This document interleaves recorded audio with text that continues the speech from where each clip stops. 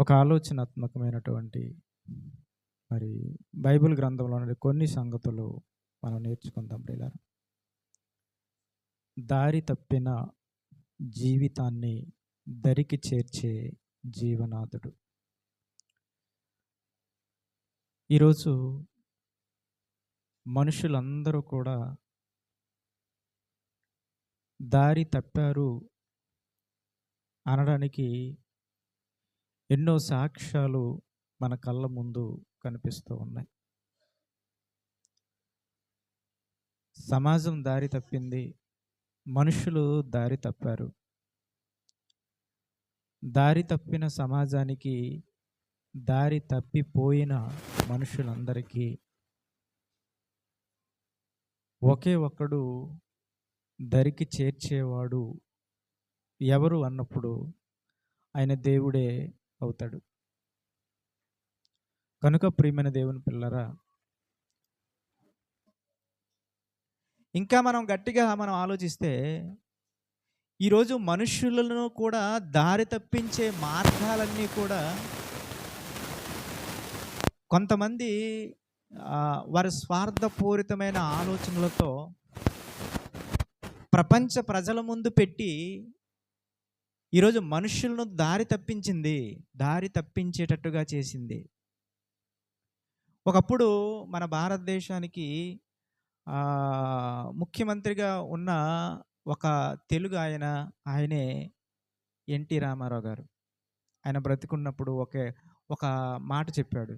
ఏంటంటే, ఇదిగో మన భారతదేశానికి లేదా మన పార్టీకి, మన దేశంలో ఉన్న ప్రజలు బాగుండాలంటే ఇదిగో మద్యంతో వారి జీవితాలు పాడైపోతున్నాయని చెప్పి ఆయన ఒకే ఒక మాట అన్నాడు. ఏంటో తెలుసా? ఇదిగో నేను మద్యపానాన్ని నిషేధిస్తాను అన్నాడు.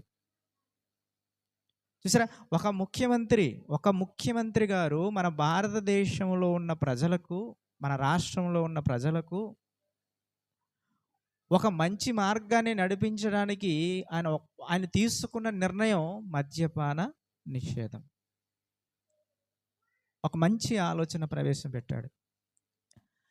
దాని తర్వాత వచ్చిన ఎంతోమంది ముఖ్యమంత్రులు దానిని అమలు చేయలేక ప్రజలను దారి తప్పించే మార్గాలను సృష్టించారు, చేశారు. అందుకే ఈరోజు ఎంతోమంది మనుషులు దానిలోనికి బానిసలయ్యి దారి తప్పిపోయారు. చూడండి, ఇలా మనం ఆలోచిస్తే సమాజం గాడి తప్పింది, మనుషులు దారి తప్పారు, మనుషులు ఆలోచనలు దారి తప్పాయి, మనుషులు క్రియలు దారి తప్పాయి, మనుషులు చేస్తున్న ప్రతి పని కూడా, ఆలోచన కూడా దారి తప్పాయి అనేది ఏమాత్రం సందేశించాల్సినటువంటి అవసరం లేదండి.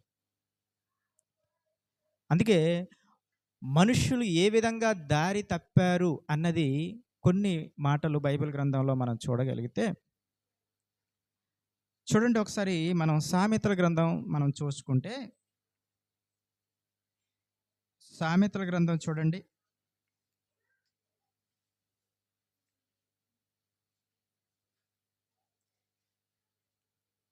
5వ అధ్యాయం 9వ వచనం చూడండి. సామెతల గ్రంథం 5వ అధ్యాయము 9వ వచనంలో మనుష్యులు ఏ విధంగా దారి తప్పారు అనే దానికి సామెతల గ్రంథం 5వ అధ్యాయం 9వ వచనం, 5వ అధ్యాయము 9వ వచనం, దానికి కంటిన్యూషన్గా మనకు అర్థం కావాలంటే పై వచనం మనకి చదవాలి. 8వ వచనం చదివి మనకు అర్థమవుతుంది. జార స్త్రీ ఛాయకు పోక నీ మార్గము దాన్ని దూరంగా చేసుకునము, దాని ఇంటి వాని వాకిట దగ్గరికి వెళ్ళకము, వెళ్ళిన ఎడల పరులకు నీ యవ్వన బలమును, క్రూరులకు నీ జీవిత కాలము ఇచ్చివేతువు అంటున్నాడు. చూడండి, అంటే మనుషులు తన క్రూరమైన ఆలోచనలకు తమ జీవిత కాలమట ఇచ్చేస్తున్నారట. చూడండి, మనిషిలో పుట్టిన ఒక తప్పుడు ఆలోచన, మనిషిలో పుట్టిన ఒక తప్పుడు కోరిక, మనిషిలో మెదడులో పుట్టిన ఒక చెడు తలంపు చూసారా, తమ జీవితానికే దారి తప్పించే మార్గం చూడండి ఏ విధంగా ఉందో. చూసారా, క్రూరులకు నీ జీవిత కాలము ఇచ్చి వేయుదువు. చూసారా, ఇచ్చి వేయుదువు. చూసారా, మనుషులు ఏ విధంగా దారి తప్పిపోయారు చూడండి. అందుకే తన జీవితాంతం కూడా ఇలాంటి భావజాలంతో ఉండేవాళ్ళు సమాజంలో ఎంతోమంది ఉన్నారండి, ఎంతోమంది.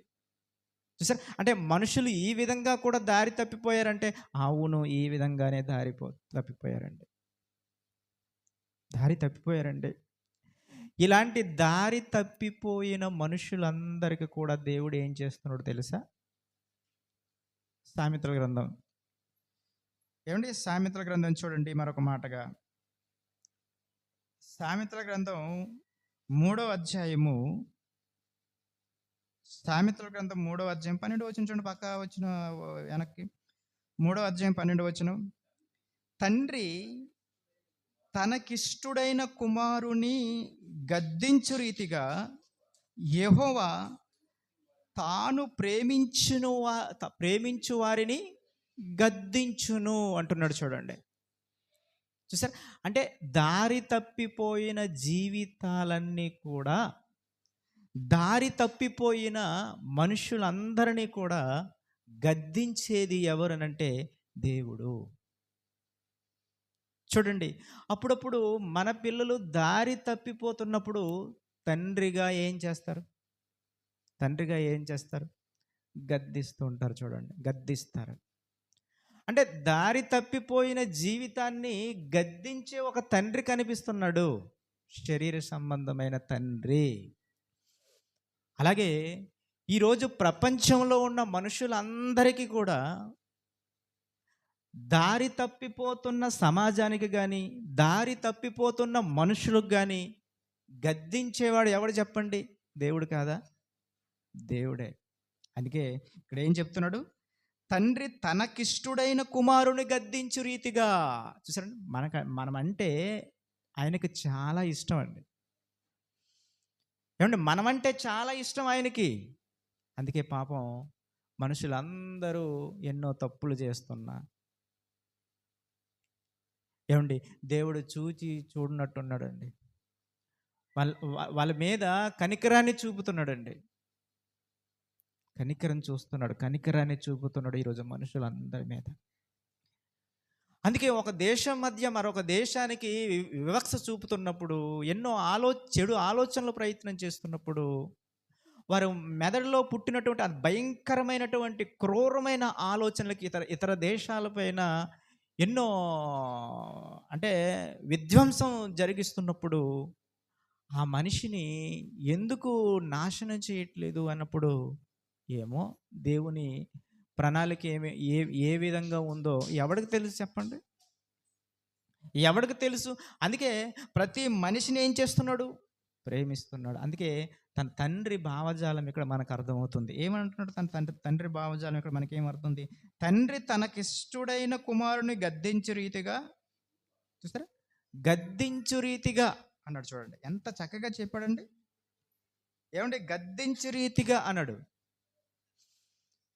కీర్తన గ్రంథం చూడండి, కీర్తన గ్రంథం 68వ అధ్యాయము 19వ వచనం చూడండి. కీర్తన గ్రంథం 68వ అధ్యాయము 19వ వచనం అక్కడ అంటున్నాడు, ప్రభువు స్తుతి నొందునుగాక, అనుదినము ఆయన మా భారము భరించుచున్నాడు.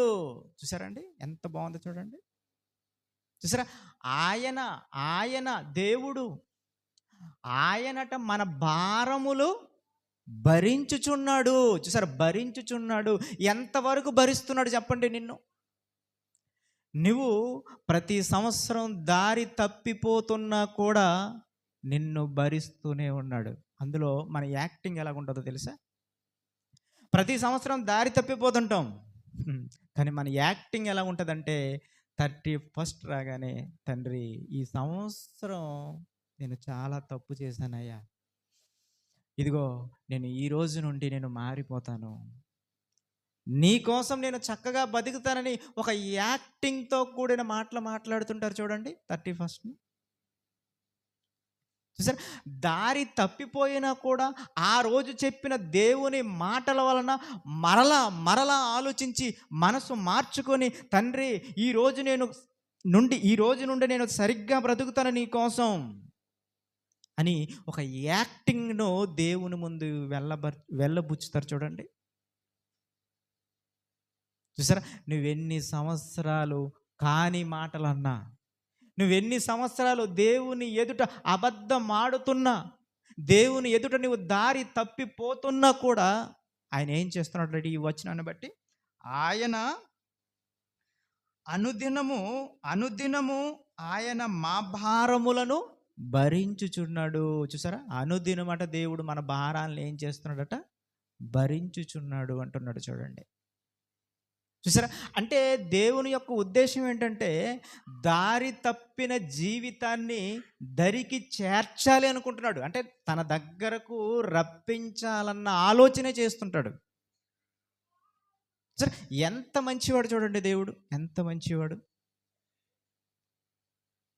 చూసారా? మనుషులు దారి తప్పిపోతున్నా, సమాజం దారి తప్పిపోయినా, ఈరోజు క్రైస్తవులు దారి తప్పిపోయినా, ఈరోజు చూడండి క్రైస్తవులు కూడా ఎలా తయారయ్యారంటే ఈ మధ్యన వీళ్ళు కూడా దారి తప్పిపోతున్నారు ఈరోజు. ఏమంటే బైబిల్ పట్టుకున్న క్రైస్తవులు కూడా, వాక్యాన్ని బోధిస్తున్న కొంతమంది కూడా దారి తప్పిపోయి, ఏమండి ఒకరి మీద ఒకరు దుమ్మెత్తు పోసుకోవడం, ఒకరి మీద ఒకరు ఏం చేస్తున్నారు? వారి మాటలు వింటుంటే దేవుడు ఎంతగానో బాధపడుతున్నాడు అనిపిస్తూ ఉంటుంది. ఏమండి ఏమన్నాడంటే, ఒక వ్యక్తి ఏమన్నాడంటే, ఆయన పేరు చెప్పకూడదు కదా, ఒక వ్యక్తి ఏమన్నాడంటే మనుషులందరూ చనిపోయిన తర్వాత ఎక్కడికి వెళ్ళిపోతారన్నారంటే డైరెక్ట్గా పరలోకానికి వెళ్ళిపోతున్నారు అన్నాడండి. మనుషులు చనిపోయిన తర్వాతట డైరెక్ట్గా పరలోకానికి వెళ్ళిపోతున్నారు అన్నాడండి. చూసారా? పరలోకానికి వెళ్ళిపోతున్నారట. ఒకవేళ అదే నిజమైతే మరి యేసుక్రీస్తు వారు ఏమన్నారో ఒకసారి మనం బైబిల్ గ్రంథంలో మనం చూడగలిగితే,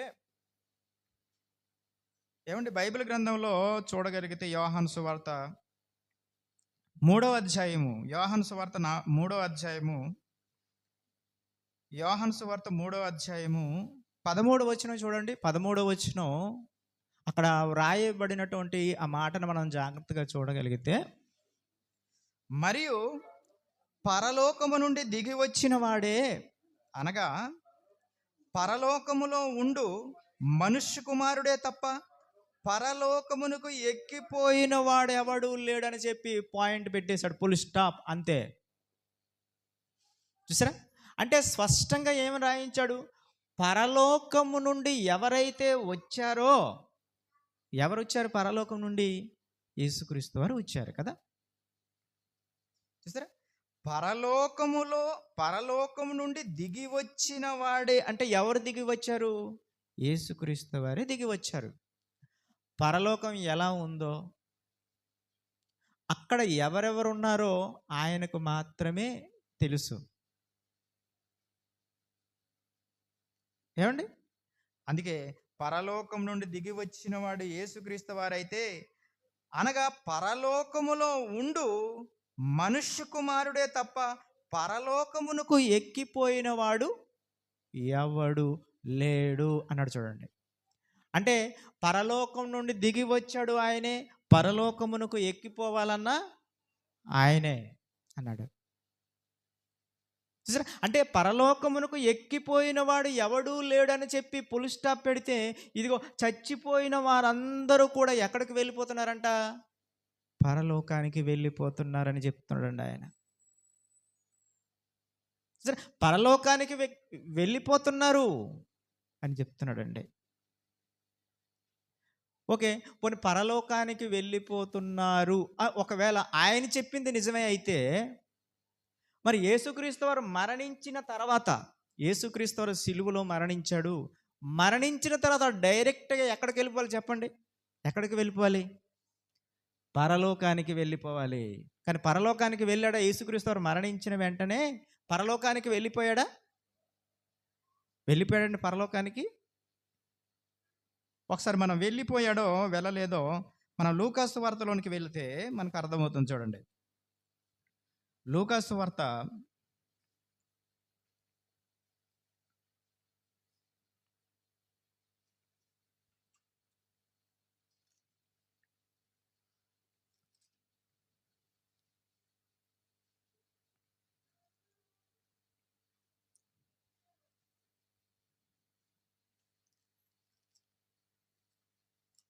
ఎక్కడది? లూకాసు వార్తలోన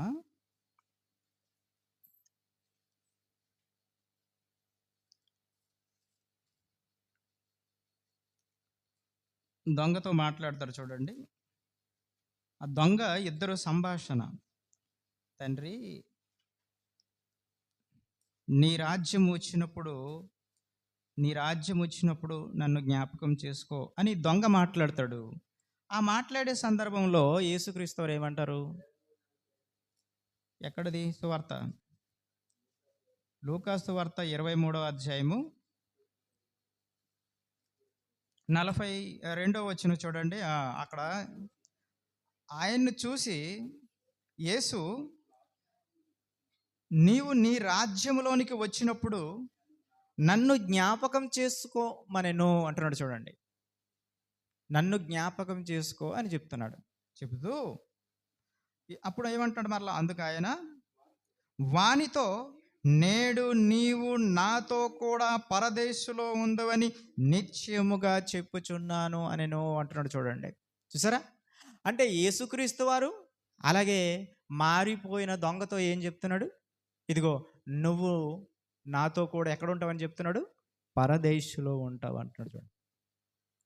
అలా కాకుండా ఇదిగో నాతో కూడా నువ్వు పరలోకంలో ఉందని చెప్పాడా? పరలోకంలో ఉండు అని చెప్పాడా? చూసారా? ఇంత స్పష్టంగా వ్రాయబడితే ఆయన అంటాడు, చనిపోయిన వారంతా కూడా డైరెక్ట్గా పరలోకానికి వెళ్ళిపోతున్నారు అని చెప్తున్నాడండి. చూసారా? ఈరోజు క్రైస్తవుల్లో కూడా దారి తప్పిపోయారంటే, అవును దారి తప్పిపోయారండి. ఈరోజు సోషల్ మీడియాలో చూస్తున్నప్పుడు అనేక రకమైనటువంటి వాదనలు, ఏమండి, తమకు ఆలోచన వచ్చినట్టుగా తమ మెదడులో పుట్టినటువంటి ప్రతి ఆలోచనను సోషల్ మీడియాలో పెడుతూ ఈరోజు అనేక రకమైనటువంటి రచ్చకు దారి తీసే వారు సమాజంలో ఎంతోమంది ఉన్నారు. అందుకే సమాజం దారి తప్పింది. క్రైస్తవులు కూడా దారి తప్పిపోతున్నారు. కనుక ప్రియమైన దేవుని పిల్లరా, ఆయనే చెప్తున్నాడు, నేడు నీవు నాతో కూడా ఎక్కడుంటాడంట? పరదేశులో ఉందువు అంటున్నాడు. పరదేశులో ఉందువు అంటున్నాడు. అంటే మరణించిన వారంతా కూడా వెళ్ళేది ఎక్కడికంటే పరదేశు అని చెప్తున్నాడు. పరదేశు అని చెప్తున్నాడు ఆయన చిన్న లాజిక్ లోని ఇక్కడ దొంగ యేసుక్రీస్తు వారు వ్రాయబడినటువంటి సందర్భం అది. కాబట్టి నేడు నువ్వు కూడా నాతో కూడా పరదేశులో ఉందువు అని చెప్పాడు. ఇదిగో మరణించిన వారంతా కూడా పరదేశులో ఉంటారని రాయలేదు కదా అని మరలా లాజిక్తో మాట్లాడతాడండి. చూసారండి ఈరోజు ఎలా అయిపోయారని చూడండి.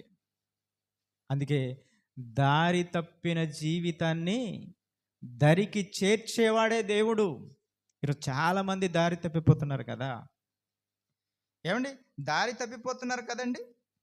అందుకే ఒక మాట మరలా చూద్దాం. సామెతల గ్రంథం 12వ అధ్యాయం చూడండి. ఏమండి, సామెతల గ్రంథం 12వ అధ్యాయము 26వ వచనం. సామెతల గ్రంథం 12వ అధ్యాయము 26వ వచనం చూడండి. నీతిమంతుడు తన పొరుగు వారికి ఏం చూపుతాడట? దారి చూపుతాడు అంటున్నాడు చూడండి. చూసారా? ఒకవేళ నువ్వు నీతిమంతుడు అయితే, నువ్వు నమ్ముకున్నది క్రీస్తే అయితే, నువ్వు ప్రకటిస్తున్నది క్రీస్తు భావజాలం అయితే, నువ్వు సత్యాన్ని ప్రకటించే వాడివైతే నువ్వేం చేయాలో తెలుసా? నీతిమంతుడు తన పొరుగు వారిని ఏం చేస్తాడు? దారి చూపుతాడు అంటున్నాడు. చూడు, దారి చూపేవాడిగానే నువ్వు ఉండాలే తప్ప, ఏమండి, దారి తప్పిపోయిన వారందరినీ కూడా దరికి చేర్చేవాడిగా ఉండాలి తప్ప, ఎట్లా ఆలోచిస్తున్నావు? ప్రేమైన దేవుని పిల్లారా, ఒకసారి ఆలోచించండి. అందుకే నీతిమంతుడు తన పొరుగు వారిని దారి చూపును, దారి చూపును, దారి చూపును అంటున్నాడు. నువ్వు మంచి దారి చూపేవాడిగా ఉండాలి తప్ప, ఏమండి, లేనిపోని మాటలు, కళ్ళబుల్లి మాటలు చెప్పి ఎందుకయ్యా, ఏమండి, సమాజంలో ఉన్న మనుషులందరిని నువ్వు దారి తప్పిస్తావు. ఎంతోమంది నమ్ముకున్న, క్రీస్తును నమ్ముకున్న వారందరూ కూడా ఈరోజు నువ్వు మాట్లాడే ప్రతి మాట వలన, నువ్వు ఆలోచించే ప్రతి ఆలోచన వలన, నువ్వు చెప్పే ప్రతి మాట నువ్వు సోషల్ మీడియాలో పెట్టడం వలన ఎంతోమంది అమాయకులు ఏది నిజమో ఏది అబద్ధమో అని వాళ్ళు ఆలోచనలోనికి వెళ్ళిపోయారు. ఏమంటే ఆలోచనలోనికి వెళ్ళిపోయారు కదండి. ప్రేమైన దేవుని పిల్లరా, ఒక్కసారి ఆలోచించండి. ఇలాంటి వారిని, దారి తప్పిపోతున్న వారిని మరలా దేవుడే శారదీస్తాడు, దేవుడే మరలా సట్రైట్ చేస్తాడు కదంటే అది టైం పడుతుంది కదండి. టైం పడుతుంది కదా, టైం పడుతుంది ప్రేమైన దేవుని పిల్లరా. అందుకే ఇలాంటి భావజాలం కలిగినటువంటి కొంతమంది బైబిల్లో కూడా ఉన్నారండి. ఒకసారి మనం ఒకసారి లూకాసు వార్త 15వ అధ్యాయము, లూకాసు వార్త 15వ అధ్యాయంలో 15వ అధ్యాయంలో మనం మొదటి వచనం చూడగలిగితే అక్కడ ఒక మంచి మాట వ్రాయబడి ఉంది చూడండి. ఒకప్పుడు సమస్తమైన సుంకరులను, పాపులను ఆయన బోధ వినుటకు ఆయన దగ్గరికి వచ్చుచుండగా అన్నాడు చూడండి. అంటే యేసుక్రీస్తు వారి దగ్గరకు ఎవరు వచ్చారట? సుంకరులను, పాపులను వచ్చారట. చూసారా, సుంకరులు, పాపులు వచ్చారు. ఎవరి దగ్గరకు వచ్చారంటే యేసుక్రీస్తు వారి దగ్గరికి వచ్చారు. ఎందుకు వచ్చారంటే ఆయన బోధ వినటానికి. చూసారా, ఆయన బోధ వినటానికి. అందుకేనండి యేసుక్రీస్తు వారి మాటలు వింటున్నప్పుడు అప్పుడప్పుడు మనలో ఏం ఫీలింగ్ కలుగుతుందంటే, నిజమే, నేను క్రీస్తులో ఉండాలి, ఆయన పని చేయాలి, ఆయన ఉద్దేశాలు నెరవేర్చాలి. ఇదిగో నా జీవితంలో ఏదైనా పాత ఆలోచనలు ఏదైనా నేను దారి తప్పిపోతే మరలా నేను సట్రైట్ చేసుకుని యేసుక్రీస్తు దగ్గరికి రావాలని ఆలోచన ఉంటుంది చూడండి. అలాగే సుంకరులు వచ్చారు యేసుక్రీస్తు దగ్గరకు, పాపులు వచ్చారు యేసుక్రీస్తు దగ్గరకు ఆయన బోధ వినడానికి. ఏమో ఆయన బోధ వింటే మారిపోతారేమో, ఆయన బోధ విని ఒకవేళ దారి తప్పిపోయిన వారందరినీ కూడా దరికి చేర్చి ఒక మంచి ఆలోచన చేయొచ్చేమో. అలాంటి భావజాలంతో యేసుక్రీస్తు ప్రకటిస్తుంటే సుంకరు, పాపులు వచ్చారట. అదే మనం చదువుకుంటాం. ఒకప్పుడు సమస్తమైన సుంకరులను, పాపులను ఆయన బోధ వినుటకు ఆయన దగ్గరకు వచ్చుచుండగా అన్నారు. వచ్చుచుండగా అంటే వచ్చారు, ఆయన బోధ వినడానికి వచ్చారు. వెంబడే కొంతమంది మరలా ఉన్నారట అక్కడ. ఎవరున్నారు? 2వ వచనంలో చూడండి. పరిసయ్యులను, శాస్త్రులను అది చూచి ఇతడు పాపులను చేర్చుకుని వారితో కూడా భోజనము చేయుచున్నాడని చాలా చనుక్కొనిరి. చూసారండి ఎలా చూడండి. యేసుక్రీస్తు వారి ఆలోచన ఏంటి? మార్చాలి, దారి తప్పిపోతున్న వారిని దరికి చేర్చాలన్న ఆలోచన యేసుక్రీస్తులో ఉంటే, చూసారా, అందులో కొంతమంది పరిసయ్యులు తెగ, ఏమండి, పరిసయ్యులు తెగ, శాస్త్రులు తెగ, వాళ్ళు ఏ విధంగా ఆలోచిస్తున్నారట? ఏ విధంగా ఆలోచించారట? ఇతడు పాపులను చేర్చుకొని వారిలో కూడా భోజనము చేయుచున్నాడని చాలా చనుక్కునిరి. చూసారా, చనుక్కుంటున్నారట. అరే, యేసుక్రీస్తు వారు వచ్చింది ఆయనకు బోధ చేస్తున్నది, ఆయనతో వారితో మాట్లాడుతున్నది సుంకరులతోన, పాపులతోనే. ఇది ఎంతవరకు సమంజసం? చూసారా ఎంతవరకు సమంజసం అని సనుక్కుంటున్నారు. అలా సనుక్కునే సందర్భంలోనే వారికి అర్థమయ్యే రీతిలో ఆయన ఏం చెప్పాడో తెలుసా? ఉపమానాలు స్టార్ట్ చేస్తాడండి. ఉపమానం స్టార్ట్ చేశాడు. నిజమండి. పరిచయులకు కానీ లేకపోతే శాస్త్రులకు కానీ వారికి అర్థమయ్యే రీతిలోనే ఉపమానం చెప్పాడు ఆయన. ఏంట ఉపమానం చెప్పాడట? అందుకు ఆయన ఈ ఉపమానం చెప్పెను, మీలో ఏ మనుషునికైనాను 100 గొర్రెలు కలిగి ఉండగా వాటిలో ఒకటి తప్పిపోయిన ఎడల అతడు 99 అడవిలో విడిచిపెట్టి తప్పిపోయినది దొరుకు వరకు దానిని వెదక వెళ్ళడా? చూసారా, తప్పిపోయిన దానిని వెదక వెళ్ళడా అని ఈ శాస్త్రులు ఏమండి ఈ పరిచయులకు చెప్తాడు ఉపమానం. ఆ రోజుల్లోనండి ఎక్కువ ఏ సంపద ఉండేదండి? ఏ సంపద ఉండేది అన్నప్పుడు పశు సంపద, గొర్రెలు, మేకలు. ఏమండి గొర్రెలు, మేకలు వేల వేల సంపద ఉండేది ఆ రోజుల్లో. కళ్ళ ముందు చూస్తున్నారు గొర్రెలు, కళ్ళ ముందు చూస్తున్నారు జీవరాశులను. ఏమండి వాటిని నిత్యం చూస్తున్నారు కనుక వాటినే పట్టుకున్నాడు. ఇదిగో గొర్రెలను చూపించాడు. ఏమండి గొర్రెలను చూపించాడు. చూడండి, మీలో ఏ మనుష్యునికైనాను 100 గొర్రెలు కలిగి ఉండగా వాటిలో ఒకటి తప్పిపోయిన ఎడల వాడు 99 అడవిలో విడిచిపెట్టి తప్పిపోయినది దొరుకు వరకు దానిని వెదికి వెళ్ళడా అంటున్నాడు. చూడండి, చూసారా, అంటే తప్పిపోయినది వెతికి వెళ్ళడా? ఒక గొర్రె పోయిందని అనుకుంటాడా?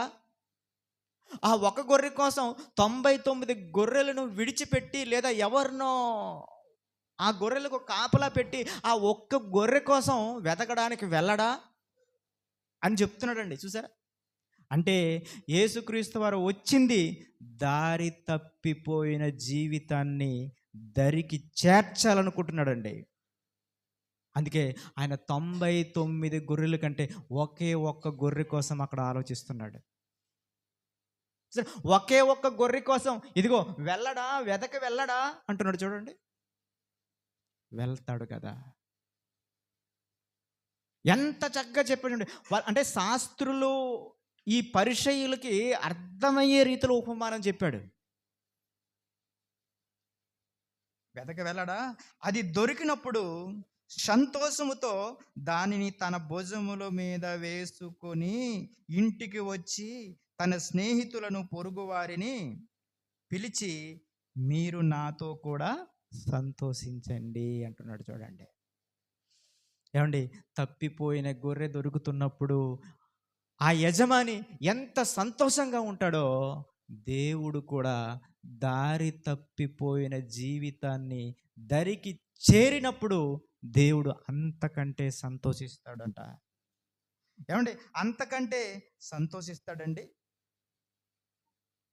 ఏమండి ఈరోజు చూడండి, సంతోషంగా ఉన్నప్పుడు అందరితో పంచుకుంటాం. సంతోషంగా ఉన్నప్పుడు తనకు ఏ విధంగా అయితే తను సంతోషంగా ఉన్నాడో, ఏ కలిమి వచ్చిందని సంతోషంగా ఉన్నాడో ఆ సంతోషాన్ని ఏం చేస్తాడంటే 10 మందితో పంచుకుంటాడు.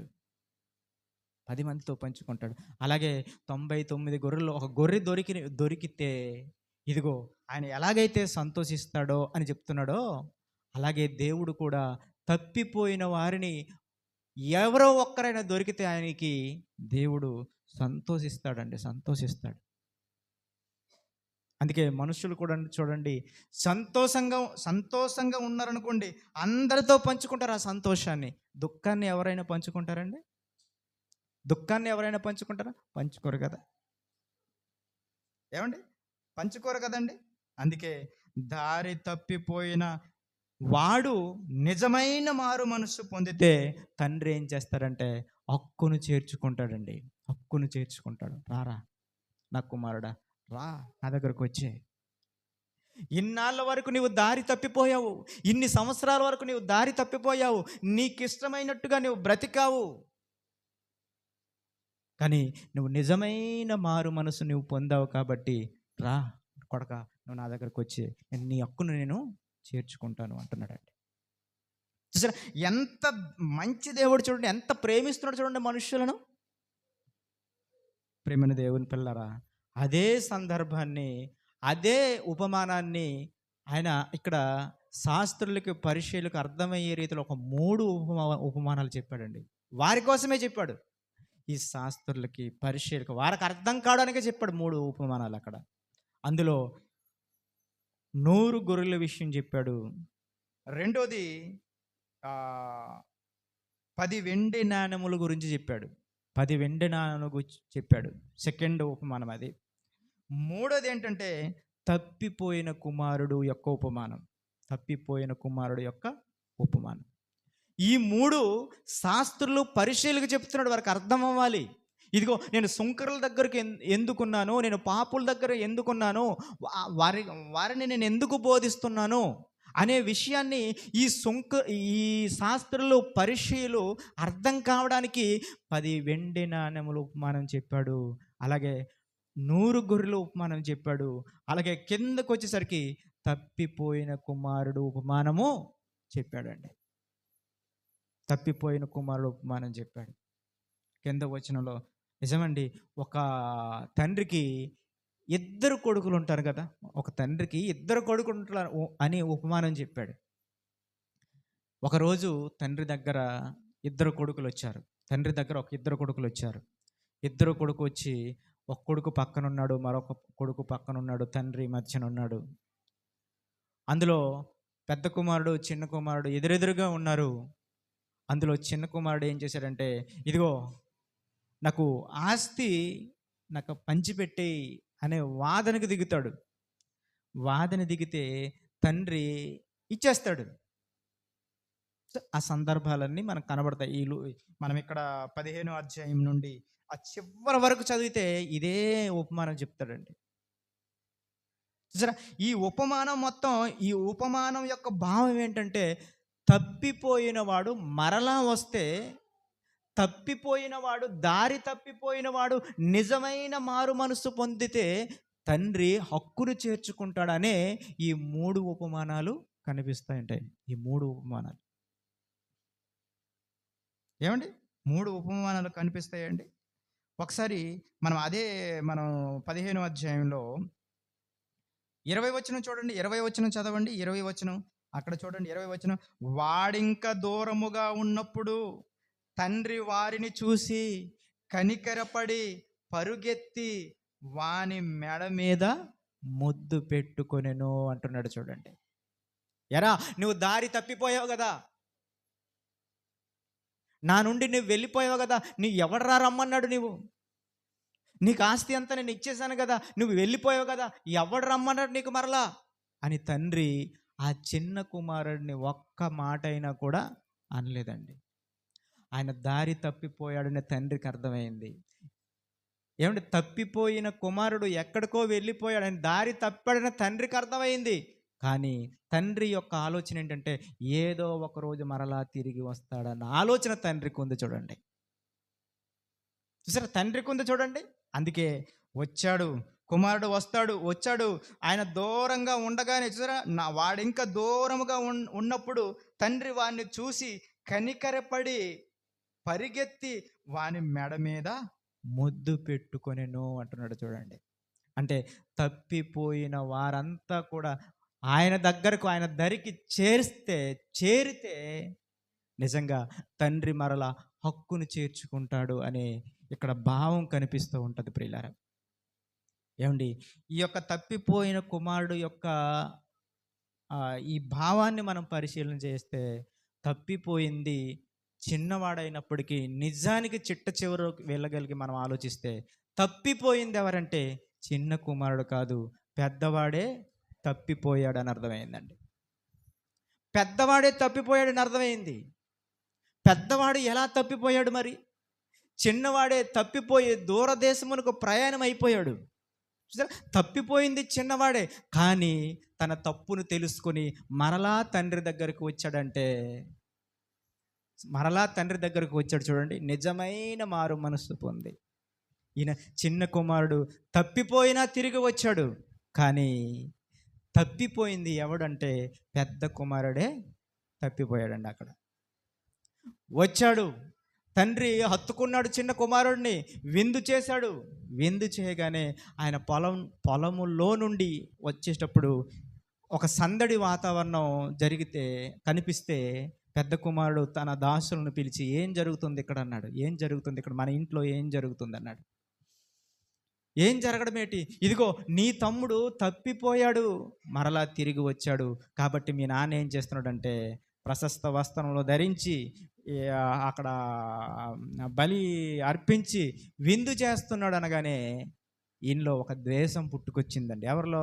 పెద్ద కుమారులో ద్వేషం వచ్చి. చూడండి, చూసారా, తప్పిపోయిన వాడు తిరిగి వచ్చాడని తండ్రి ఆనందపడితే, తప్పిపోయిన వాడు ఎందుకు వచ్చాడని ఆలోచనలో ఉన్నాడు చూడండి పెద్ద కుమారుడు. తప్పిపోయింది చిన్నవాడా పెద్దవాడు, ఒకసారి ఆలోచించండి. చూసారా, తండ్రి చిన్న కుమారుడు విషయంలో ఎంత ప్రేమ కలిగి ఉన్నాడు చూడండి. తప్పిపోయిన వాడు తిరిగి వచ్చాడని తండ్రి ఆనందపడితే, తప్పిపోయిన నా తమ్ముడు తిరిగి వచ్చాడని అన్న ఆనందించలేదు చెప్పండి. అన్న ఆనందించలేదా? అంత సంతోషంగా ఉండాలి కదా, ఇదిగో నా తమ్ముడు వచ్చాడు కదా అని ఎంత ప్రేమగా చూడాలి తమ్ముడిని.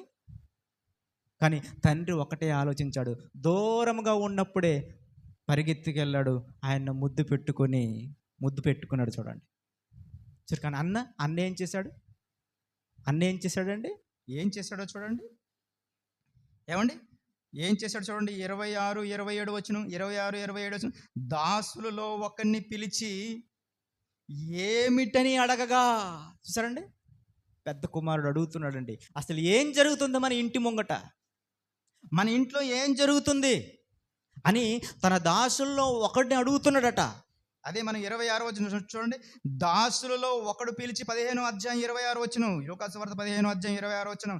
దాసులలో ఒకరిని పిలిచి ఇవి ఏమిటని అడగగా, ఆ దాసుడు అతనితో, నీ తమ్ముడు వచ్చి ఉన్నాడు, అతడు తన యొద్దకు సురక్షితముగా వచ్చినందున నీ తండ్రి కొవ్విన పశువులను వధించిన నేను, అయితే అతడు కోపపడి లోనకి వెళ్ళలేకపోయాను అంటున్నాడు చూడండి. లోపలికి వెళ్ళలేకపోయాను అంటున్నాడు.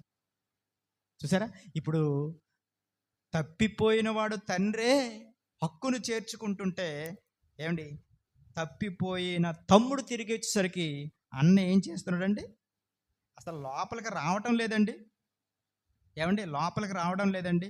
అందుకే మీకోసం నిజంగా కొన్ని ఇమేజెస్ మీకు రెడీగా తయారు చేశానండి.